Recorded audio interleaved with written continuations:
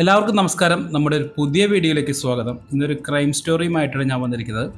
Doctor ഉമാദത്തൻ്റെ police സർജൻ്റെ ഓർമ്മക്കുറിപ്പുകൾ എന്ന പുസ്തകത്തിൽ നിന്നുള്ള 33-ാമത്തെ അധ്യായമാണ് ഒരേ ഒരു അടയാളം. അപ്പോൾ ഞാൻ അധികം പറഞ്ഞ് ബോറടിപ്പിക്കുന്നില്ല, നമുക്ക് നേരെ കഥയിലേക്ക് കിടക്കാം.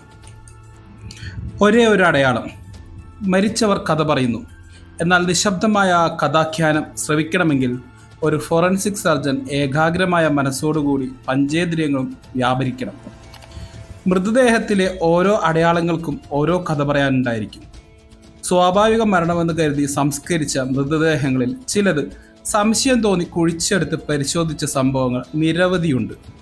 അവയിൽ പലതും കൊലപാതകമെന്ന് തെളിഞ്ഞിട്ടുമുണ്ട്. അക്കൂട്ടത്തിലൊന്ന് ചാവക്കാട് മാർക്കറ്റിലെ വ്യാപാരി ജോണിയുടെ മരണം.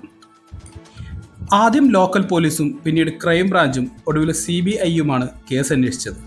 3 ടീമിനൊപ്പവും മെഡിക്കോ ലീഗൽ ഉപദേശകൻ എന്ന നിലയിൽ ഡോക്ടർ ഉമാദത്തൻ പ്രവർത്തിച്ചിരുന്നു. ശാസ്ത്രീയമായ കുറ്റാന്വേഷണ രീതികളിലൂടെ ലോക്കൽ പോലീസും ക്രൈം ബ്രാഞ്ചും അന്വേഷണത്തിൽ കാര്യമായ പുരോഗതിയുണ്ടാക്കിയ കേസാണ്. എങ്കിലും പ്രതികളെ കസ്റ്റഡിയിലെടുക്കാനുള്ള അവസരം കൈവന്നത് CBIക്കാണ്. ചാവക്കാട് കമ്പോളത്തിലെ പച്ചക്കറി മൊത്ത വ്യാപാരിയായിരുന്നു 45 വയസ്സുള്ള ജോണി. നിറയെ പച്ചക്കറികൾ സൂക്ഷിച്ചിരിക്കുന്ന ജോണിയുടെ വിശാലമായ കടയുടെ 2 വശത്തും റോഡുകളുണ്ട്. ആ 2 വശങ്ങളിലും കടയ്ക്ക് റോളിംഗ് ഷട്ടറുകളുമുണ്ട്. പ്രധാന റോഡിന് അഭിമുഖമായിട്ടുള്ള ഭാഗത്ത് കടയ്ക്ക് മുന്നിലെ ഓലമേഞ്ഞ ഒരു തട്ടുപന്തലുമുണ്ട്. കടയിൽ ജോണിയെ സഹായിക്കാനായി 3 ജോലിക്കാരുമുണ്ടായിരുന്നു. ഒരു ദിവസം സന്ധ്യ മയങ്ങി. അന്നത്തെ കച്ചവടമൊക്കെ അവസാനിപ്പിക്കാൻ സമയമായി. ജോലിക്കാർ പച്ചക്കറികളൊക്കെ അടുക്കി വെക്കുവാൻ തുടങ്ങി. അപ്പോൾ പുറത്ത് ചെറിയൊരു ചാറ്റൽ മഴ പെയ്യുന്നുണ്ടായിരുന്നു. കുറച്ചു കഴിഞ്ഞ് ആളുകൾ കടയുടെ മുൻവശത്തുള്ള പന്തലിൽ മഴ നനയാതിരിക്കാൻ വേണ്ടി കയറി നിൽക്കുന്നുണ്ടായിരുന്നു. കടയ്ക്കുള്ളിൽ മുൻവശത്ത് ഒരു കോണിൽ മേശക്കരികിൽ റോഡിന് പിന്തിരിഞ്ഞ് കസേരയിലിരുന്ന് ജോണി കണക്കെഴുതിക്കൊണ്ടിരിക്കുകയായിരുന്നു. പെട്ടെന്ന് അയ്യോ എന്ന അലർച്ചയോടുകൂടി ജോണി മേശപ്പുറത്തേക്ക് കമിഴ്ന്നു വീണു. ഷോക്കേറ്റതുപോലെയാണ് ഇരുന്നിടത്ത് തന്നെ ജോണി കമിഴ്ന്നു വീണത്. ചാറ്റൽ മഴയ്ക്കിടയിൽ ചെറിയൊരു ഇടിമുഴക്കം കേട്ട ഉടനെയാണ് അലർച്ചയോടുകൂടി ജോണി മേശയിലേക്ക് കമിഴ്ന്നു വീണത്. കടയിലെ ജോലിക്കാരും പന്തലിൽ നിന്നവരും ഓടിക്കൂടി. അവർ ജോണിയെ താങ്ങിയെടുത്ത് ഒരു ജീപ്പിൽ കയറ്റി സമീപത്തുള്ള സ്വകാര്യ ആശുപത്രിയിൽ കൊണ്ടുപോയി. പക്ഷേ അതിനകം തന്നെ മരണം സംഭവിച്ചിരുന്നു.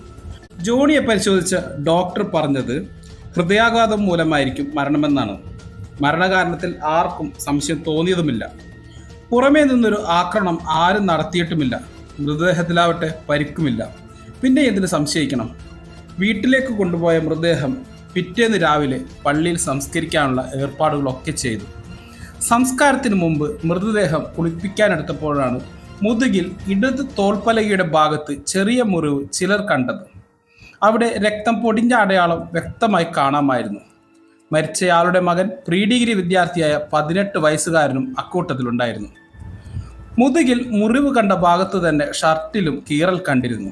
അവിടെയും ചോരപ്പാടുണ്ടായിരുന്നു. ആ മുറിവ് കണ്ട മകന് അപ്പൻ്റെ മരണത്തിൽ എന്തൊക്കെയോ സംശയങ്ങൾ തോന്നി. അയാൾ അപ്പൻ്റെ അനുജനെ വിളിച്ച് മുറിവ് കാണിച്ചു. കടയിൽ നിന്ന് ജീപ്പിൽ കയറ്റി ജോണിയെ ആശുപത്രിയിൽ കൊണ്ടുപോകുന്നതിനിടെ ജീപ്പിൻ്റെ വശത്തുള്ള ആണിയോ മറ്റോ കൊണ്ടതാകാമെന്ന് ചെറിയച്ഛൻ പറഞ്ഞു.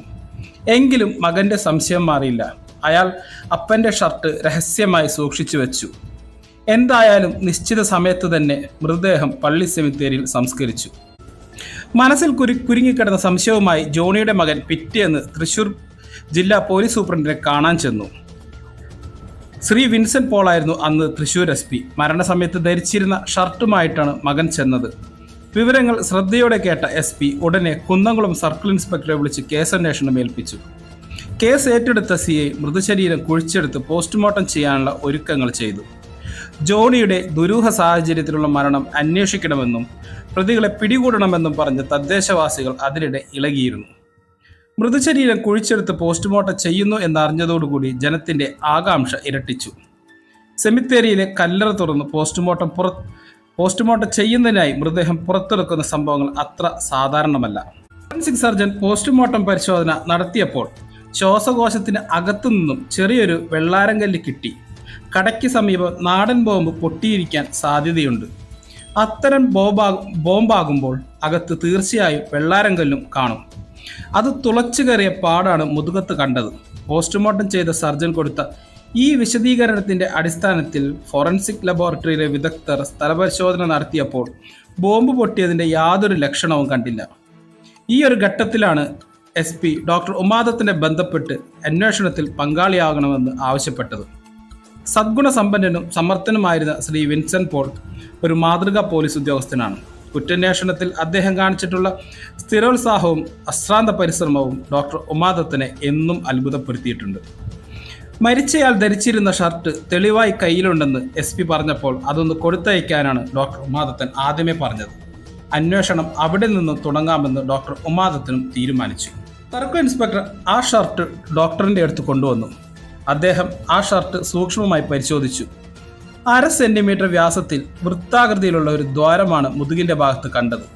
ആ ദ്വാരത്തിന് ചുറ്റും ചാര നിറത്തിലുള്ള ഒരു വലയവും ഷർട്ടിൻ്റെ ഉൾവശത്ത് രക്തക്കറകളും കാണപ്പെട്ടു. പോസ്റ്റ്മോർട്ടം റിപ്പോർട്ടും ഡോക്ടർ വായിച്ചു.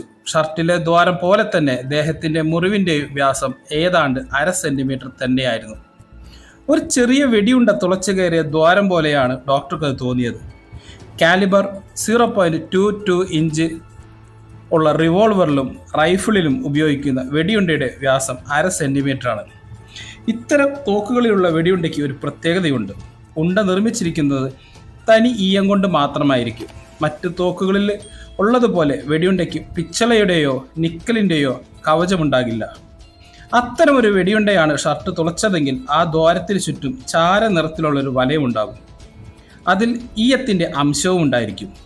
ഡോക്ടർ ആ ഷർട്ട് തിരുവനന്തപുരത്തെ ഫോറൻസിക് സയൻസ് ലബോറട്ടറിയിൽ ബാലസ്റ്റിക് വിദഗ്ധൻ വിഷ്ണു പോറ്റിക്ക് അയച്ചു കൊടുത്തു.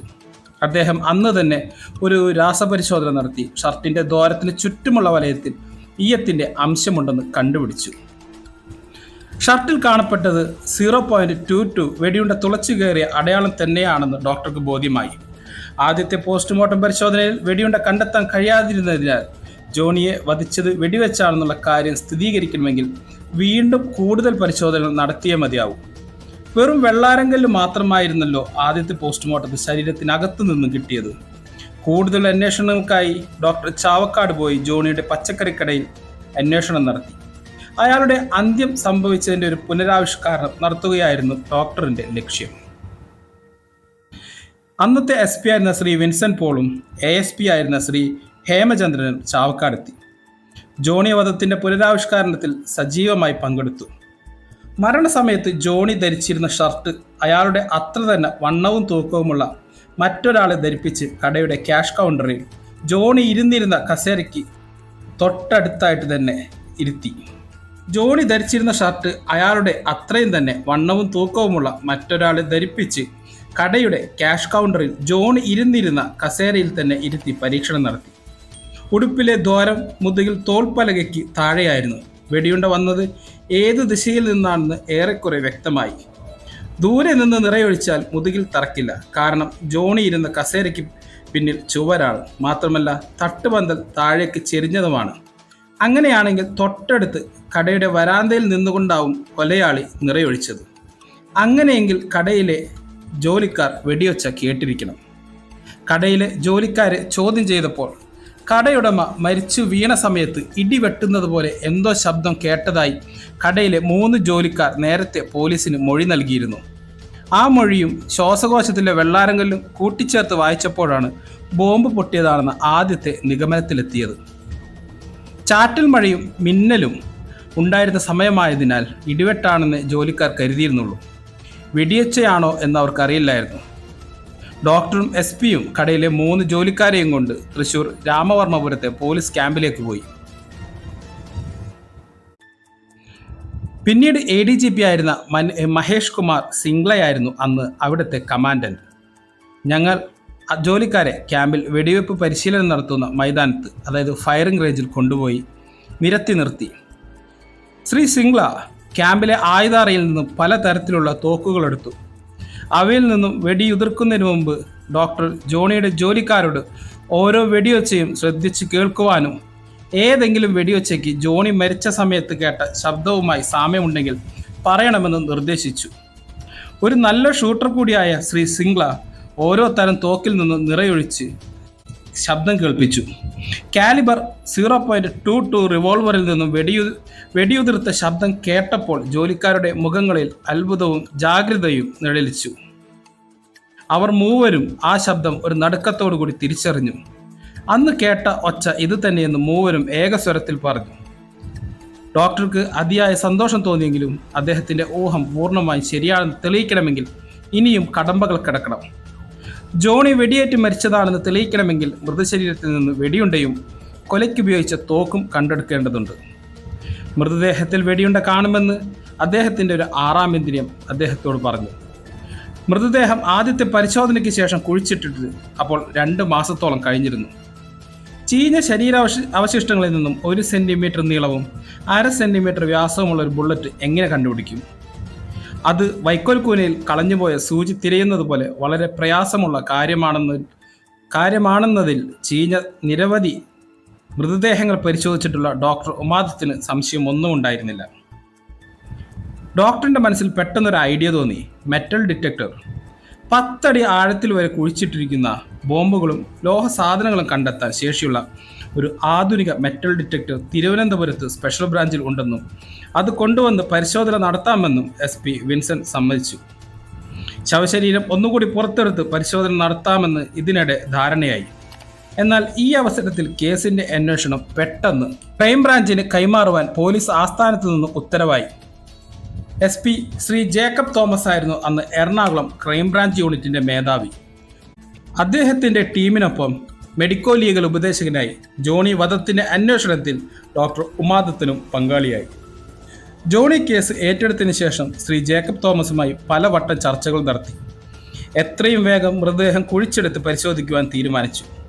മെറ്റൽ ഡിറ്റക്ടർ ഉപയോഗിച്ചാലും വളരെ ചെറിയ വെടിയുണ്ട ചീന ശവശരീരത്തിൽ നിന്ന് കണ്ടുപിടിക്കാൻ കഴിയുമോ എന്ന കാര്യത്തിൽ എല്ലാവർക്കും സംശയമായിരുന്നു. ഡോക്ടർ അനുഭവിച്ച മാനസിക സമ്മർദ്ദം പറഞ്ഞറിയിക്കാൻ സാധ്യമല്ല. വെടിയുണ്ട കണ്ടുപിടിക്കാൻ കഴിഞ്ഞില്ലെങ്കിൽ ഡോക്ടർ എല്ലാവരുടെയും മുന്നിൽ പരിഹാസത്തിന് പാത്രമാകും. ശ്രീ ജേക്കബ് തോമസ് ഒരു ജ്യേഷ്ഠ സഹോദരൻ പോലെ ഡോക്ടർക്ക് എല്ലാവിധ പിന്തുണയും നൽകി. മൃതശരീരം കുഴിച്ചെടുക്കുന്നതിന് മുമ്പ് മെറ്റൽ ഡിറ്റക്ടർ ഉപയോഗിച്ച് വെടിയുണ്ട കണ്ടുപിടിക്കാൻ കഴിയുമോ എന്നറിയാൻ അദ്ദേഹം ഒരു പരീക്ഷണം നടത്തി. സ്പെഷ്യൽ ബ്രാഞ്ചിൽ നിന്നും മെറ്റക്സ് എന്ന ബ്രാൻഡ് മെറ്റൽ ഡിറ്റക്ടർ കൊണ്ടുവന്നു തൃശൂർ പോലീസ് ക്ലബിലെ ഹാളിൽ SP കൊണ്ടുവന്ന ഒരു വലിയ പഞ്ഞിമെത്ത ചുരുട്ടി വെച്ചിട്ട് അതിനകത്തേക്ക് 0.22 റിവോൾവർ ചേർത്ത് വെച്ച് നിറയൊഴിച്ചു. മെത്ത പൊട്ടി പഞ്ഞി മുഴുവൻ ചിതറി വീണു. വെടിയുണ്ട പഞ്ഞിക്കുള്ളിൽ എവിടെയോ ഉണ്ട്. മെറ്റൽ ഡിറ്റക്ടർ പഞ്ഞിക്കഷ്ണങ്ങൾക്ക് മുകളിലൂടെ നീക്കി. എവിടെയെങ്കിലും ലോഹ സാധനങ്ങളുണ്ടെങ്കിൽ ഡിറ്റക്ടർ ബീപ് ബീപ് ശബ്ദം പുറപ്പെടുവിക്കും. മിനിറ്റുകൾക്കകം മെറ്റൽ ഡിറ്റക്ടർ വെടിയുണ്ട കണ്ടെത്തി. പരീക്ഷണം വിജയിച്ചതോടുകൂടി ഡോക്ടറിൻ്റെ ആത്മവിശ്വാസവും വർദ്ധിച്ചു. ശവശരീരത്തിൽ നിന്ന് വെടിയുണ്ട തീർച്ചയായും കണ്ടുപിടിക്കാനാവുമെന്ന് അദ്ദേഹം ഉറച്ചു വിശ്വസിച്ചു. അങ്ങനെ ആ നിർണായകമായ ദിവസം വന്നെത്തി. ചാവക്കാട് തഹസിൽദാരുടെ സാന്നിധ്യത്തിൽ സെമിത്തേരിയിലെ കല്ലറയിൽ നിന്നും ജോണിയുടെ മൃതദേഹം അടക്കം ചെയ്ത പേടകം പുറത്തെടുത്തു. വലിയ ജനക്കൂട്ടമാണ് അന്ന് പള്ളി പരിസരത്ത് തടിച്ചുകൂടിയത്. കോട്ടയം മെഡിക്കൽ കോളേജിലെ ഫോറൻസിക് മെഡിസിൻ മേധാവിയും ഡോക്ടറിൻ്റെ പ്രിയ സുഹൃത്തുമായ ഡോക്ടർ ജോർജ് പോളും ഡോക്ടർ ഉമാദത്തിനും ഏപ്രണും കയ്യുറകളുമൊക്കെ ധരിച്ച് പരിശോധനയ്ക്ക് തയ്യാറായി. സ്പെഷ്യൽ ബ്രാഞ്ചിലെ സമർത്ഥരായ 2 പോലീസുകാർ മെറ്റൽ ഡിറ്റക്ടറുമായി ഞങ്ങൾക്ക് സമീപം നിന്നു. മൃതദേഹം പെട്ടിയിൽ നിന്നും കുഴിക്കരികിൽ നിർത്തിയിട്ടിരുന്ന ഒരു വലിയ ക്യാൻവാസ് ഷീറ്റിലേക്ക് മാറ്റി. മൃതദേഹം ചീഞ്ഞഴുകി കറുത്ത മാംസപിണ്ഡമായി മാറിയിരുന്നു. ഓരോ ശരീരഭാഗവും അവർ കയ്യിലെടുത്ത് വയ്ക്കും. പോലീസുകാർ മെറ്റൽ ഡിറ്റക്ടർ അതിന് മുകളിൽ പിടിക്കും. 1 മണിക്കൂർ കഴിഞ്ഞിട്ടും വെടിയുണ്ട കണ്ടില്ല. ഇടയ്ക്ക് ഡിറ്റക്ടർ ബീപ് ശബ്ദമുണ്ടാക്കി. അന്വേഷണ സംഘം ആകാംക്ഷയോടുകൂടി നോക്കി നിന്നു. അത് ശവപ്പെട്ടിയുടെ തുരുമ്പിച്ചൊരു ആണിയായിരുന്നു. സമയം കടന്നുപോയി. 1.5 മണിക്കൂർ കഴിഞ്ഞ് വെടിയുണ്ട കാണാനില്ല. ഡോക്ടറും ജോർജ് പോളും ക്ഷീണിച്ചു. ആ സമയം ഇവർ അനുഭവിച്ച മാനസിക അവസ്ഥ പറഞ്ഞറിയിക്കാൻ സാധ്യമല്ല. SP ജേക്കബ് തോമസ് ഞങ്ങളുടെ കഠിന പ്രയത്നം വീക്ഷിച്ചുകൊണ്ട് അടുത്തു തന്നെ നിൽക്കുന്നുണ്ടായിരുന്നു. അദ്ദേഹത്തിൻ്റെ മുഖത്തേക്ക് നോക്കി എൻ്റെ ദൈന്യഭാവം കണ്ടിട്ടായിരിക്കാം ഞങ്ങളോട് കുറച്ചു നേരം വിശ്രമിക്കാൻ പറഞ്ഞു. DYSP കോശി സോഡ വരുത്തി തന്നു. അത് കുടിച്ചിട്ട് വീണ്ടും പരിശോധന തുടർന്നു. ശ്വാസകോശത്തിൻ്റെ ഒരു ഭാഗമെടുത്ത് മെറ്റൽ ഡിറ്റക്ടറിന് താഴെ കാണിച്ചപ്പോൾ ഉച്ചത്തിൽ ബീപ് ശബ്ദം മുഴങ്ങി. അതിനുള്ളിൽ നോക്കിയപ്പോൾ കണ്ടു ഒരു 0.22 ബുള്ളറ്റ്. ആ നിമിഷം സന്തോഷം കൊണ്ട് ഡോക്ടറിൻ്റെ മനസ്സ് കുളിർന്നു. ഇരുട്ടിൽ നിന്ന് വെളിച്ചത്തിലേക്ക് വന്ന പ്രതീതി. ഡോക്ടർ ആ ചെറിയ വെടിയുണ്ട എല്ലാവരെയും കാണിച്ചു. ഒളിഞ്ഞു കിടന്ന ഒരു വലിയ സത്യത്തെ മറനീക്കി പുറത്തു കൊണ്ടുവരാൻ കഴിഞ്ഞ സംതൃപ്തിയോടുകൂടി അന്വേഷണ സംഘത്തിൽ ആ വെടിയുണ്ട കൈമാറി. തുടർന്ന് അവർ ആ വെടിയുണ്ട പരിശോധിച്ചു. സാധാരണയായി വെടിയുണ്ട തോക്കിൻ കുഴലിൽ നിന്ന് പുറത്തു വരുമ്പോൾ അതിൽ പൊഴികളുണ്ടായിരിക്കും. തോക്കിൻ കുഴലിൽ വരമ്പുകൾ, അതായത് റൈഫിളിംഗ് റിഡ്ജസ് ഉള്ളത് കൊണ്ടാണ് വെടിയുണ്ടയിൽ ഇപ്രകാരം പൊഴികൾ ഉണ്ടാകുന്നത്. എന്നാൽ ആ വെടിയുണ്ടയിൽ പൊഴികളില്ലായിരുന്നു. അതിനർത്ഥം വെടിവെക്കാൻ ഉപയോഗിച്ച തോക്കിൽ റൈഫിളിംഗ് ഇല്ലാത്ത വ്യാജ നിർമ്മിതമായ തോക്കാണ്. കൊല്ലന്മാർ രഹസ്യമായി ഉണ്ടാക്കുന്ന തോക്ക്. ഫാക്ടറിയിൽ ഉണ്ടാക്കുന്ന തോക്കുകളിൽ മാത്രമേ റൈഫിളിംഗ് കാണൂ. തൃശ്ശൂർ, മലപ്പുറം ഭാഗങ്ങളിൽ കള്ളത്തോക്കുണ്ടാക്കുന്ന നിരവധി പേരക്കാലത്തുണ്ടായിരുന്നു. അങ്ങനെ മറ്റൊരു തെളിവ് കൂടി ലഭിച്ചു. ഇനി ഒരു കാര്യം കൂടി കണ്ടുപിടിക്കേണ്ടതുള്ളൂ. ആരാണ് ജോണിയുടെ കൊലപാതകി? അന്ന് സന്ധ്യയ്ക്ക് കടവരാന്തയിൽ നിന്ന ആളുകളെയെല്ലാം അന്വേഷണ ഉദ്യോഗസ്ഥർ ചോദ്യം ചെയ്തു.